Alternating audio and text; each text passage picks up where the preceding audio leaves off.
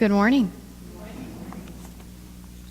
All right, so we are still in the prophets. And the reason that we are in the prophets in this time is that the prophets prophesied, told the people that someday God would send a ruler that would be forever, that would make all things right.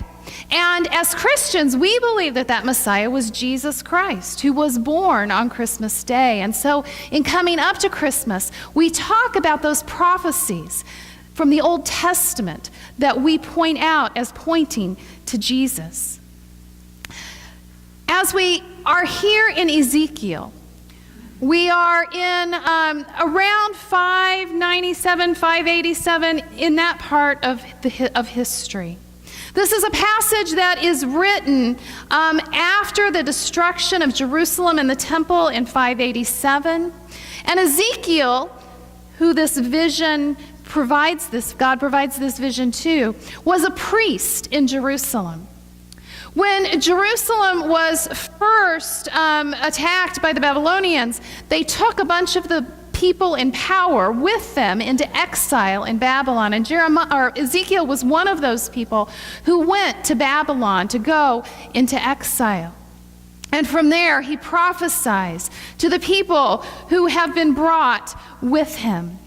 People who have been torn away from everything that they know, from their homes, from the city, from their country, who have seen their city destroyed, who have seen the temple, which is the center of their religious life, destroyed. And he prophesies to them this word of hope.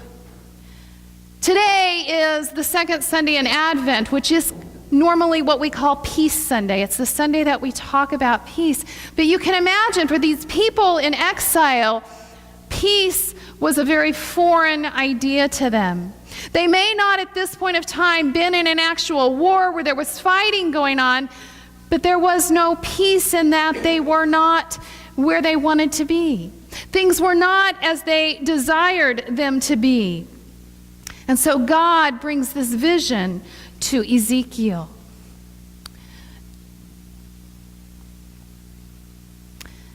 God takes Ezekiel out to this valley, a valley where the ground is covered and littered with dry bones.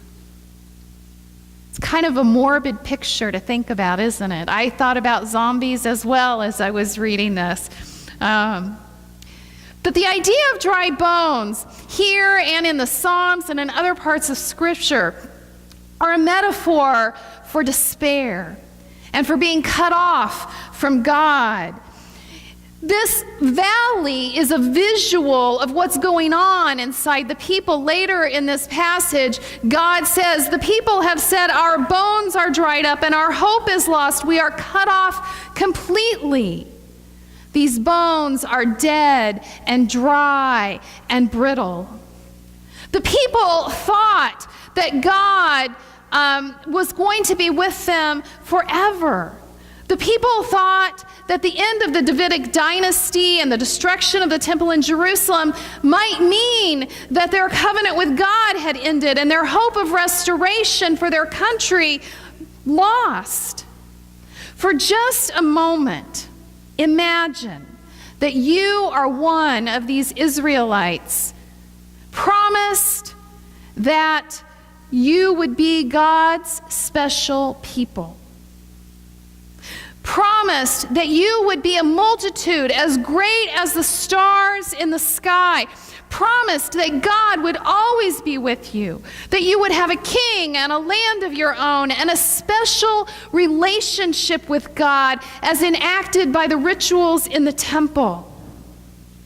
And then imagine that all of that is gone. You live in another land. There is no Israelite nation. There is no Davidic king. There is no temple. And so you begin to wonder, is there also no God? We live in a world that also has valleys of dry bones. Places where there is despair and hopelessness. When you look at the world today, does it appear that God is in charge and actively bringing about change? Or do you sometimes wonder if God is absent, if God's voice has gone silent? What are the valleys of dry bones in our world today? What is dead in our country, our city, our church, our families, our world? Have you ever looked at another person and thought they were a lost cause?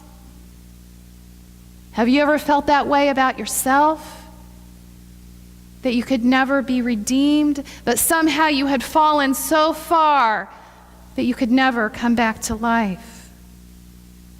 Think about the despair of poverty,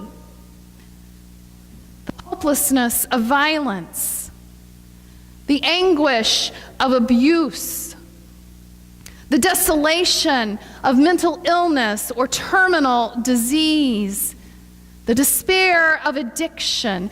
On the news, we were watching something last night, and I can't even remember now what it was, probably the news.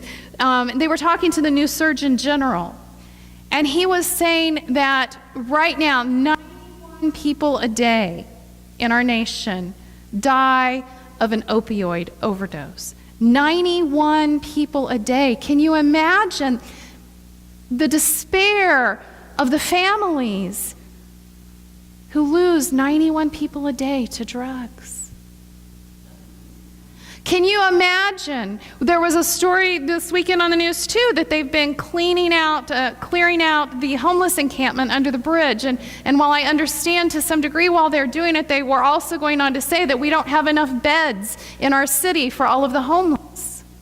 Can you imagine the hopelessness of being out in this weather and not having a warm place to lay your head at night?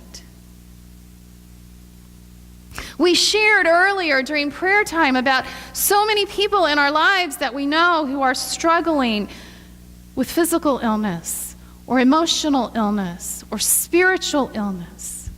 Sometimes it can seem like we live in the middle of a valley of dry bones. And when we're in that valley, thinking about the ending of our suffering can be a long, slow, painful process. It seems like sometimes that there's never going to be breath to restore us to life. God asks Ezekiel, "Can these bones live?" And Ezekiel's not really sure how to answer, so he kind of defers to God and says, "You know, God."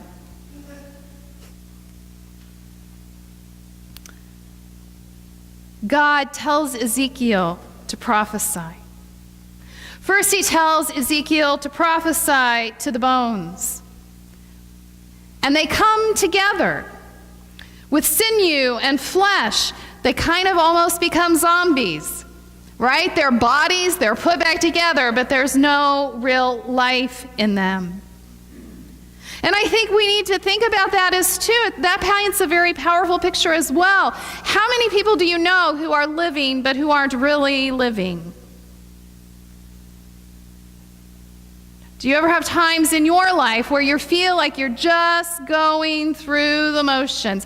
One day to the next day to the next day, but there's no real hope in your life, no real joy. We can be like those bodies that have been brought back together, and yet there's no real life. But then God says something else to Ezekiel. He tells Ezekiel to prophesy to the breath. And the word that's used here is ruah. That's the Hebrew word. And it can mean breath or spirit or wind. This word has other connections to life in the Bible. In Genesis 2:4-8, when God creates humanity and breathes life into them, that's the word that gets used. In the passage that Wayne read for us a little bit ago from John, when Jesus is resurrected and he comes into the room where the disciples are hiding in fear, it says that he breathes on them and they receive the Holy Spirit. It is God, God's breath, God's Spirit that brings life. We're going to watch another short video here in just a second. How many of you have seen or read The Lion, the Witch, and the Wardrobe? Not everybody. So let me set this up for you a little bit. In this story and in the movie, the king figure is a lion named Aslan, and he represents Christ. And his nemesis, the one who represents evil, is the White Witch. And in just prior to this scene that we're going to watch, the White Witch has turned a lot of her enemies into stone statues. And they're in her palace when Aslan and Lucy and her sister, Susan, thank you, my brain just went blank, come to the castle and watch what happens.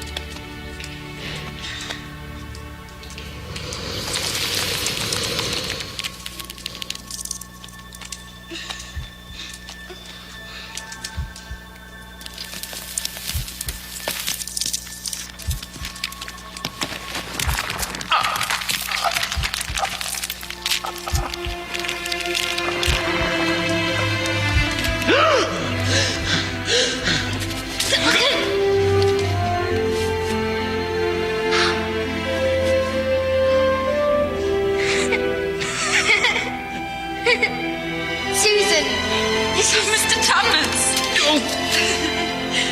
Come. We must hurry and search the castle. Peter will need everyone we can find. All right. This is a picture, another visual of what God's breath, God's Spirit, God's life can do. It can bring life into the hardest, stoniest places of our lives and of our hearts. This is God's vision for the people, that there will be new life.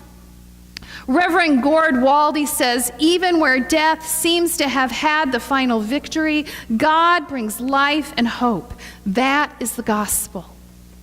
That is the gospel. Jesus Christ will come, yes, as a baby, but he will grow into a man and he will be crucified, and his enemies will think that they've destroyed him, that that's the end, but it's not. God's Spirit will breathe new life into Jesus. Jesus will be resurrected, and Jesus will defeat death and despair and hopelessness. That's the gospel. That's the breath of God bringing new life into the world. Now, there's something, though, that we need to recognize. New life doesn't always look like the old life. If the Spirit blows into your life, we can live again. But that new life may be very different than our old life. Resurrection is not the same as resuscitation. It is life through death. It is transformation. These bones that Ezekiel sees in this valley have suffered a grisly and ghastly death. Jesus suffers a horrible death on the cross. And on Easter morning, when Mary Magdalene comes into the garden and first sees Jesus resurrected, do you remember what happens? She doesn't recognize him at first. He's standing there before her, and she thinks he's the gardener. Somehow, he has been changed. Somehow, in resurrection, he has been transformed. New life comes from the Spirit of God, and yet that new life is not necessarily as it was. It's often put together in a new way, and that can be a very good thing. Sometimes that means that if we want new life, we have to be willing to let go of the past. We have to be willing to let go of things as they were in order to embrace what God will bring to be. I read a story this week about a mother. She was reflecting on this passage, and she said, when her children were born, she had all of these high hopes for them as she was pregnant and expecting them, that they would do well in school and they would marry well and they would have a good job and they would be happy and successful. And then both of her children were born with serious health issues, one with developmental issues. And she said she had to learn to let go of her idea of what their future was going to be like. She had to learn to let go of her idea of perfection and to appreciate what their lives became as they were. We often in our lives have this idea of how things are supposed to be. We do that in the church as well, right? We have this idea of what perfection is. But life is very, very rarely a reflection of perfection. But that doesn't mean that it can't be good. That doesn't mean that it can't be joy-filled. That doesn't mean that it can't be wonderful. If it's a life breathed into by the Spirit of God, directed by the Spirit of God. Sometimes new life comes through healing and restoration, and sometimes it comes through acceptance of things lost. My mom is so sick and nearing the end of her life. And we've had conversations about this, and she says, I don't pray for God to take away my cancer. She says, I realize that's not the way I'm going to be healed. I pray for God to be with me, for God to walk through the end of my life with me, and for me to be in His presence when I'm not here anymore. I'm a quilter. Actually, I like to do all kinds of things with needle and thread, but one of the things I like to do is quilt. And I start out with pieces of fabric, and you cut them into little pieces. And then you sew them together. Your end product doesn't look like what you started out with. It's different. But there's still beauty in it. What we start out with and the way that life is not necessarily the way it's going to end up. But if God is in the midst of it, if God's Spirit is breathing into it, it will be a thing of beauty. New life is always at the hands of God, who continues to breathe the breath of life. Theologian Bruce Epperly writes, our hope is in God's life-giving breath that challenges us to be companions, actively choosing life and claiming resurrection in a death-filled world. We all have a chance to make decisions that are life-giving or death-dealing. But the truth is that often we choose wrong in this world. And it's God's grace that steps into that pain and that dysfunction and saves us with a new spirit, a new heart that comes from God. Grace fills the gap between what we were made for and what we ourselves can manage. At Advent, we celebrate a new baby. A new baby that was born into a time in history that was not all that great for the Hebrew people either. The Romans were occupying their land. The king on the throne decided to kill all the babies that were born, but that baby will grow into a man. And that baby will offer to us new life in resurrection. That baby will offer to us defeat of death and despair. Although this seems like a zombie movie when we start to read it, it's really a message of hope and restoration. It's a story of what God can do with even those things that are dry and dead. Whether that be a life, whether that be a church, whether that be a community, God can take those bones and knit them back together and breathe into them new life.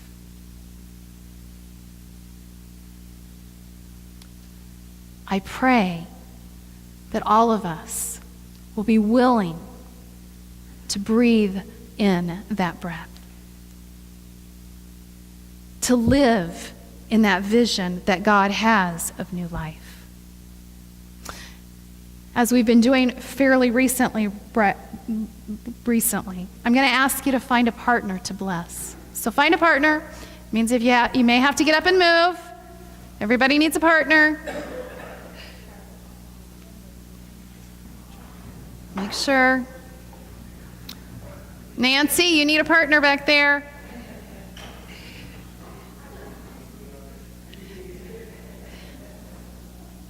All right. Now remember, you're going to make the sign of the cross on someone. You can do it on their hand or their forehead, wherever they're comfortable, and you're going to say these words. Receive new life from God. Just say that back to me right now. Receive new life from God. All right. Bless one another, please.